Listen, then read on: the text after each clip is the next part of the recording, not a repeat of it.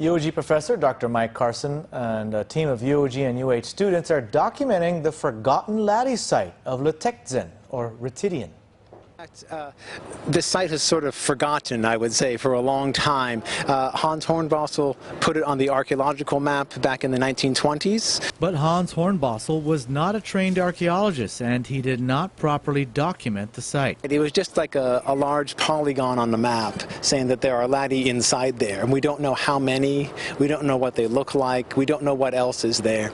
So our work we're doing now is filling out that detail, giving us the information of how many Latte sets were here, how close together were they? Were they tall Latte? Were they small? What kinds of daily activities occurred here? University of Guam professor Dr. Mike Carson says that other archaeological surveys in the 50s, 60s, and 70s also made note of the site, but again, they did not even document the number of Latte sets within this area.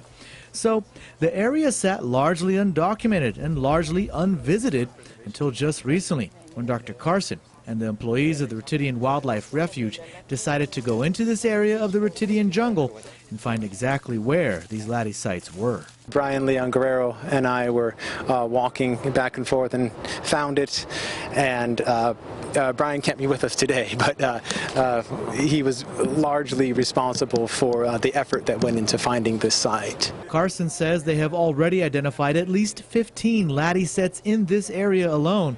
And he says there is a high probability that there are burial grounds in this area as well. However, Carson says they aren't looking for burial sites and will be very careful not to disturb any if they should come across some.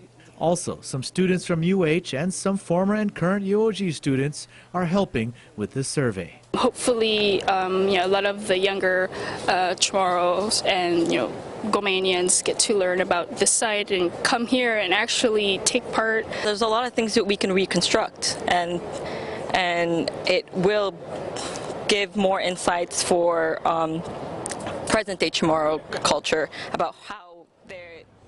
Should be noted that a lot of the trees in this area were damaged by the recent passage of Typhoon Dolphin, so the Wildlife Refuge actually had to spend a lot of time cutting up fallen trees and branches before Dr. Carson and his team could even begin their work. Carson says they will continue their survey through the month of June.